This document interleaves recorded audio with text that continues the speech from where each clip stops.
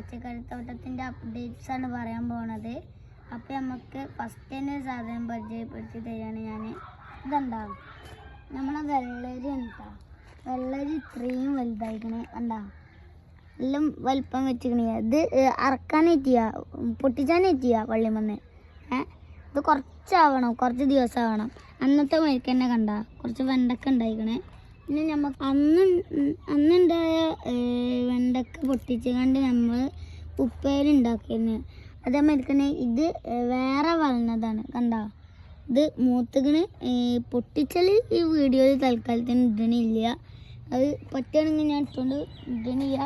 പിന്നെ ഇതുണ്ടാ, ഇത് 2 ദിവസം കഴിയുമ്പോൾ ചിലപ്പോൾ എനിക്ക് ഇറക്കാൻ പറ്റൂട്ടോ.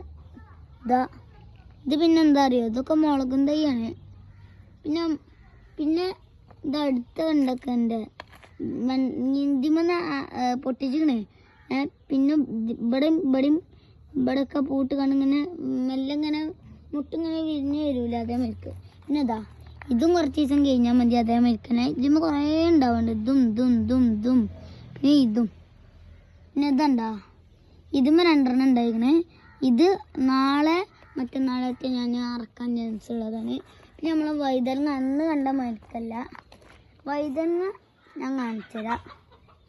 അപ്പോൾ ഇതാണ് നമ്മളെ വഴുതന, കണ്ടില്ലേ, കുഞ്ഞ് വഴുതന ഉണ്ടാ. ഇതിന് വലുതായി വരണുള്ളൂ. ഇപ്പം തന്നെ ഒന്ന് അറക്കാനായിട്ടില്ല. ഇത് ചിലവർ ഈ വീഡിയോ കണ്ടാൽ പറയും ഇതെന്താ ഇപ്പം തന്നെ അറത്താലെന്ന്. അത് ചിലവർക്ക് പരിചയം ഉണ്ടാവില്ല. ഇതിപ്പോൾ തന്നെ അറക്കണ്ട, ഇത് കുറച്ച് വലുപ്പം വെക്കാനുണ്ട്. ഇതാണ് നമ്മളെ ഹോം മെയ്ഡ് വഴുതനങ്ങ. ഇതൊക്കെ ഹോം മെയ്ഡ് തന്നെ ഉണ്ടാ, നമ്മൾ ഉണ്ടാക്കിയത് തന്നെയാണ്.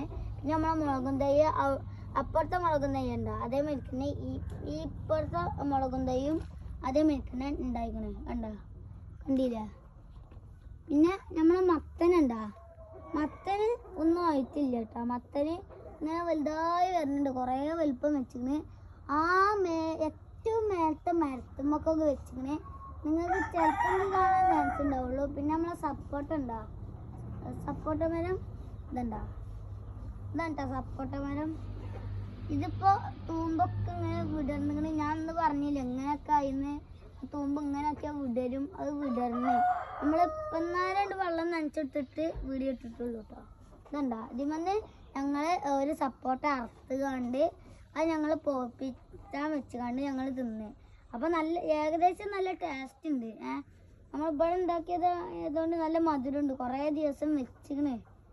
പിന്നെ ഇപ്പം എന്താ ഇതുണ്ടാ നമ്മളെ മുളകും തൈ. ഇതാണ് നമ്മളെ വലിയ മുളകും തൈ. പിന്നെ ഇവിടെ ഒന്നും ഉണ്ടായിരുന്നില്ല, അതൊക്കെ നമ്മൾ പൊട്ടിച്ചിക്കണേ, പൊട്ടിച്ചുണ്ടായിക്കണേ. അച്ചാർക്കിടാൻ പറ്റില്ലെന്നൊക്കെ തോന്നുന്നു, അച്ചാർക്കൊക്കെ ഇട്ടിട്ടുണ്ടാവും. ഇതാണ് ഇവിടെ ഉണ്ടായിക്കണേ.